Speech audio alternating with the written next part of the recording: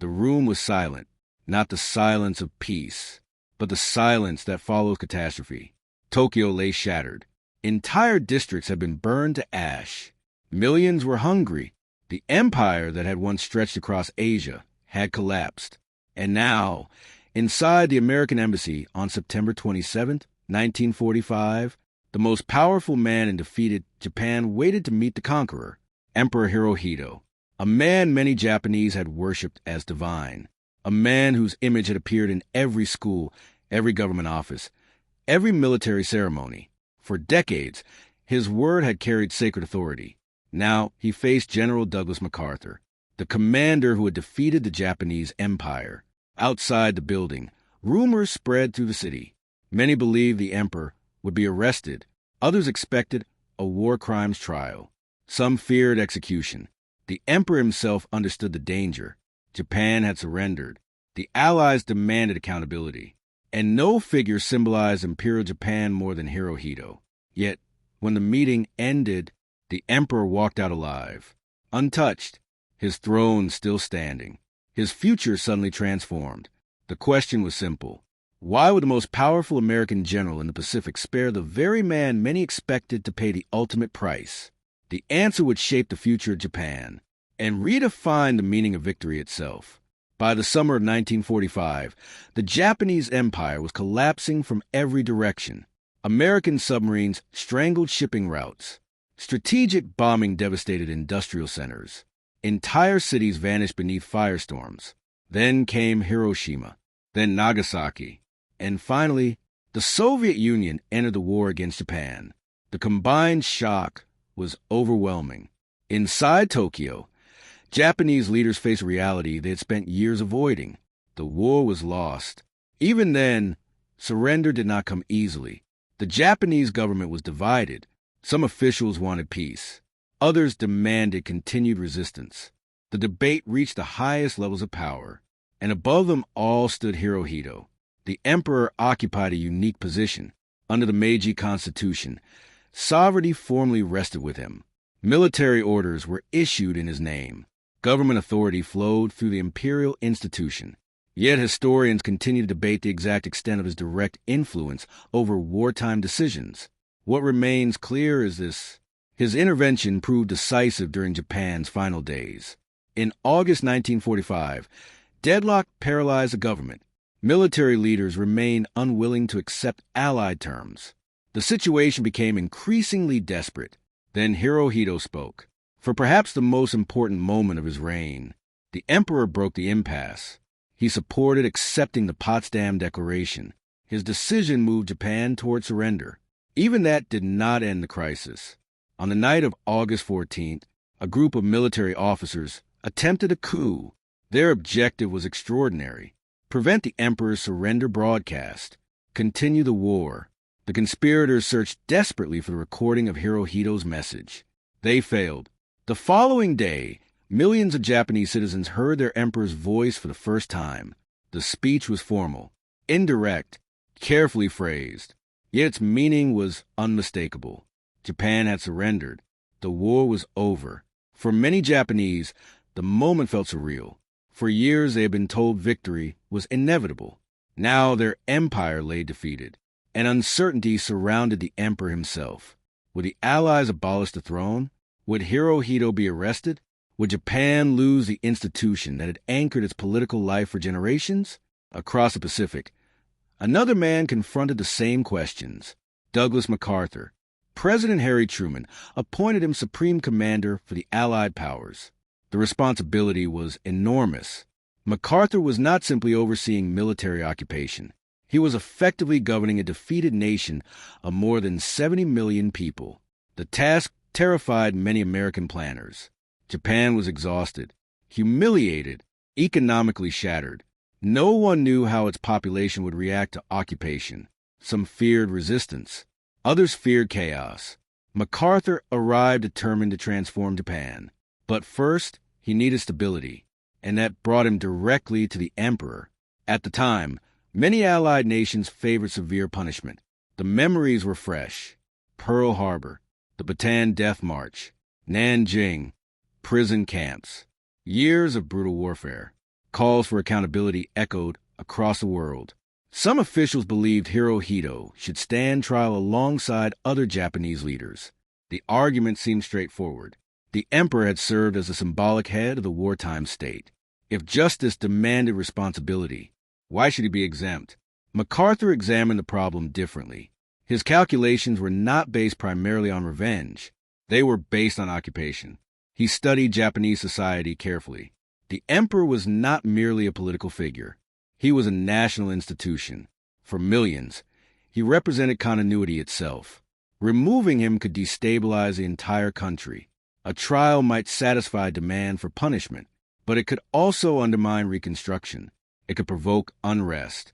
It could complicate reforms. It could transform occupation into resistance. MacArthur believed preserving the throne offered practical advantages, and practical advantages mattered. Because he intended to rebuild Japan from the ground up, the historic meeting finally occurred on September 27, 1945. The encounter became legendary. Years later, accounts of meetings circulated widely. One detail appeared repeatedly. Hirohito reportedly offered himself as the responsible party for wartime decisions and suggested he should bear whatever consequences the Allies considered appropriate. The exact wording remains subject to varying recollections, but multiple sources agree that the emperor approached the meeting with unusual composure. He understood what was at stake. MacArthur later described being impressed by Hirohito's demeanor rather than pleading for personal safety. The emperor focused on responsibility. The general left with a strengthened conviction. The imperial institution should survive. Soon after, a photograph emerged from the meeting. Its impact was enormous. MacArthur stood casually, hands on hips, relaxed, towering over the formally dressed emperor. The contrast was striking. For many Japanese citizens, the image carried profound symbolic weight. The supposedly divine ruler appeared human. The victorious American commander appeared dominant, without a single word. The balance of power had been revealed. Yet MacArthur had no intention of destroying the emperor. Instead, he intended to use the institution to guide Japan through transformation. This strategy required careful management. Occupation authorities began pursuing extensive reforms. Political prisoners were released. Labor unions expanded. Women gained voting rights. Military institutions were dismantled. Educational systems were revised. The changes touched nearly every aspect of Japanese society. Many reforms would have been difficult without cooperation from the imperial institution. MacArthur understood this. The emperor understood it as well. An unusual partnership began to emerge. Not a friendship, not equality, but a relationship built upon mutual necessity. Each man needed the other. MacArthur needed legitimacy. Hirohito needed survival. The arrangement proved remarkably effective, yet it remained controversial. Critics argue that shielding Hirohito distorted justice. Evidence linked numerous wartime decisions to institutions operating under imperial authority. Victims throughout Asia questioned why some leaders faced prosecution, while the emperor remained protected. The debate has never fully disappeared. Historians continue to examine documents, diaries, meeting records, and wartime communications. Questions persist. How much did Hirohito know? How much influence did he exercise? Could a different path have been taken? The answers remain complex. What is certain is that MacArthur reached his conclusion early, and once he committed to it, he defended the policy relentlessly. By 1946, occupation reforms accelerated. One change stood above all others. The emperor would no longer be presented as divine. For generations, imperial mythology had reinforced the throne's sacred status. Now that framework faced dismantling. On January 1st, 1946, Hirohito issued what became known as a Humanity Declaration. The document rejected the notion that the emperor was divine in the traditional sense often attributed to him. The announcement marked a dramatic shift. Japan was changing rapidly, and the emperor himself became part of that transformation. For MacArthur, this represented a major victory. The institution remained intact, but its role evolved. Authority shifted toward democratic structures. The throne survived, yet the empire that had launched wars across Asia was gone. Still, Many difficult questions remained unanswered. Could a nation truly confront its past while preserving its most powerful symbol? Could justice and stability coexist? And as occupation reforms continued, those questions would follow both men into one of the most consequential political experiments of the 20th century. Moments like these alter the fabric of nations forever. If you find value in discovering the raw, unvarnished truths of history, take a second to hit the like button and subscribe to the channel. Now, the real test was about to begin, because saving the emperor was one thing.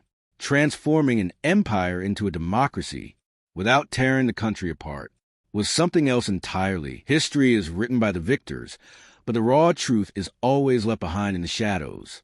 We are uncovering the stories they tried to bury. If you want to ensure you don't miss our next deep dive, join the cabinet by subscribing and sharing this video. The next file is already being opened.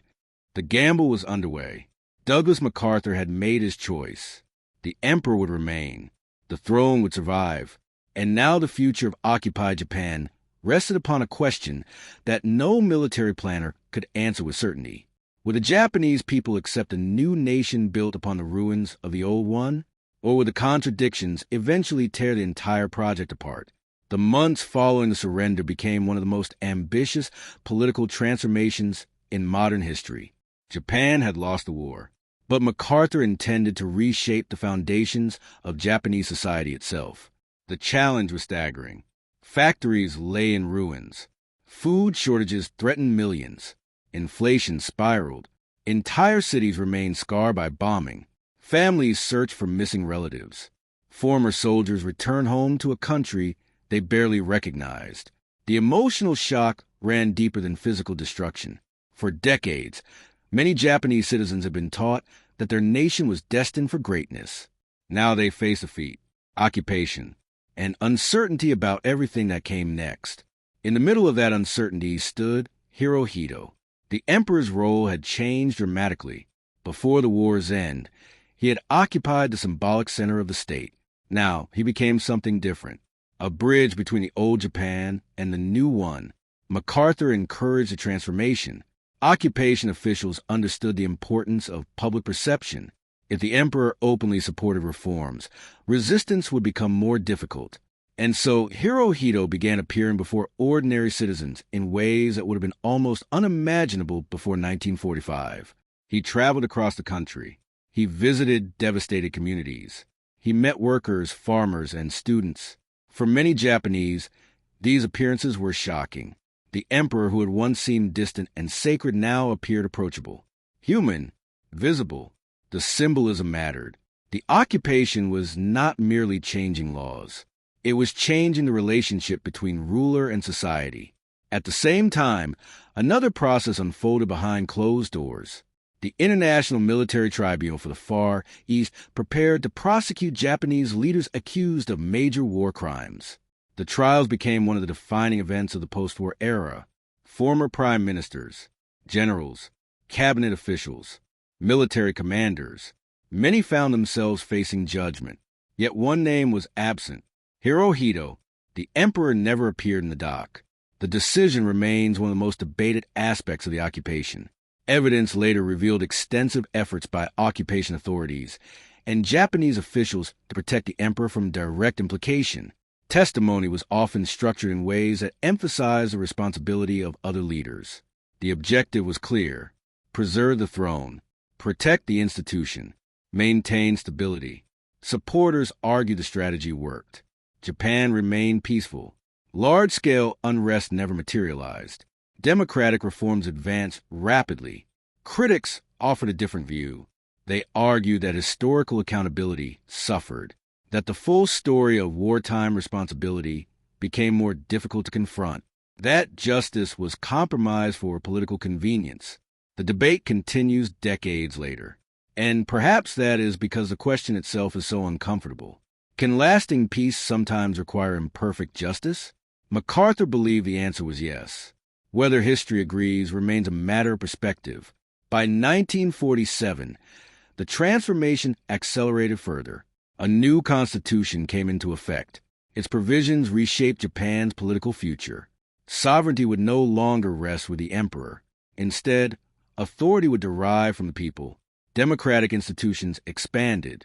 Civil liberties gained legal protection. And perhaps most famously, Article 9 renounced war as a sovereign right of a nation. The document fundamentally altered Japan's trajectory.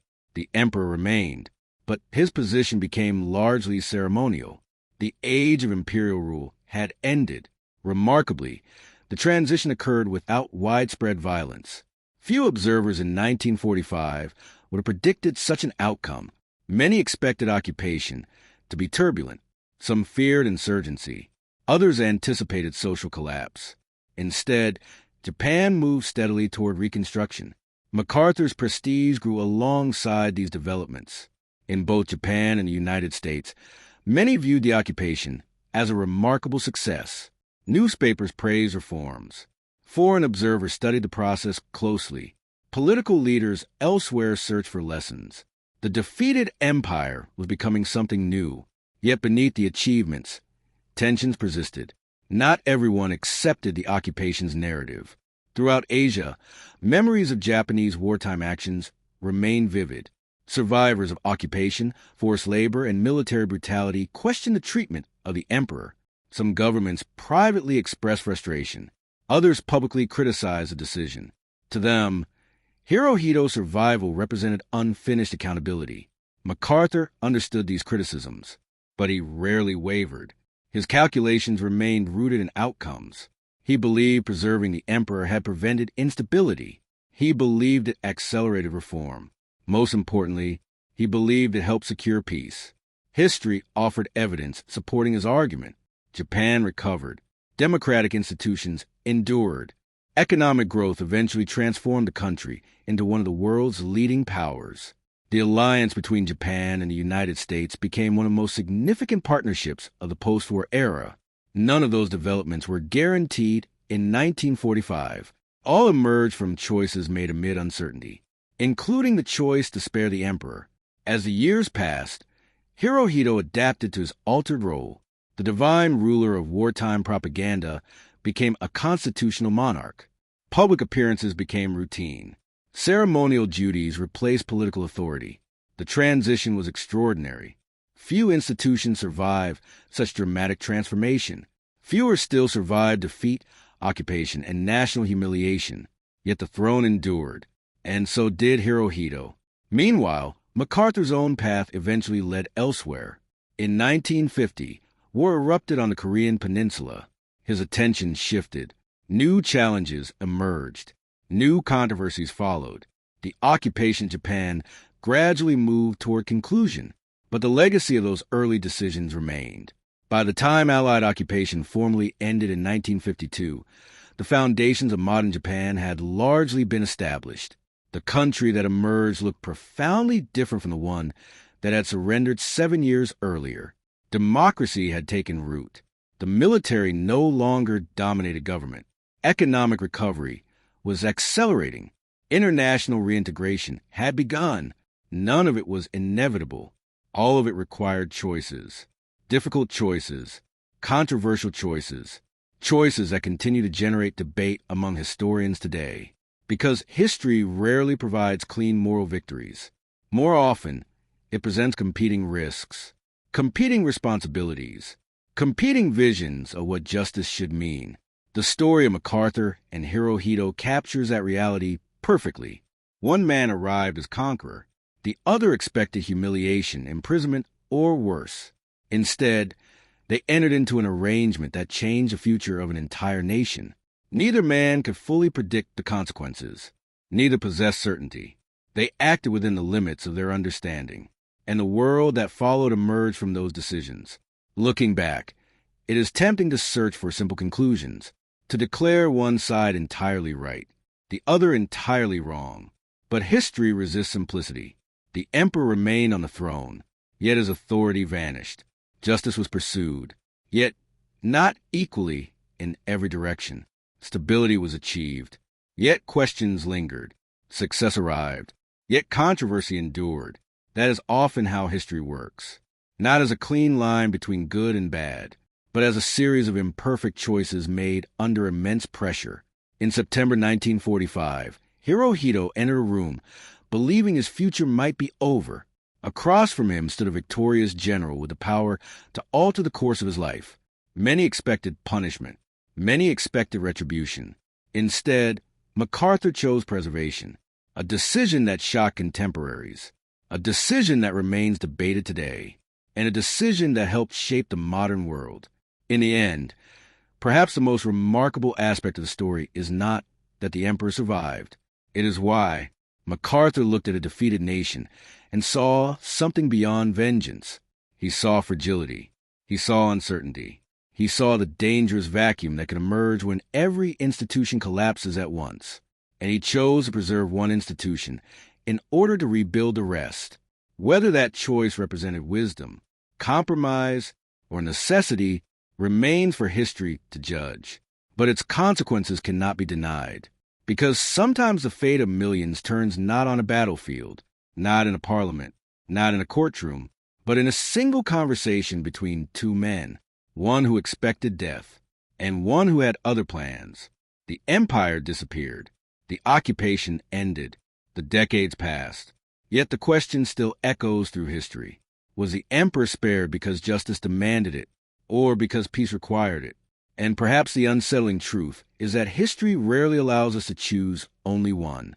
Sometimes the burdens of victory are heavier than the burdens of war, and sometimes the most consequential sentence a conqueror can speak is not a condemnation, but a pardon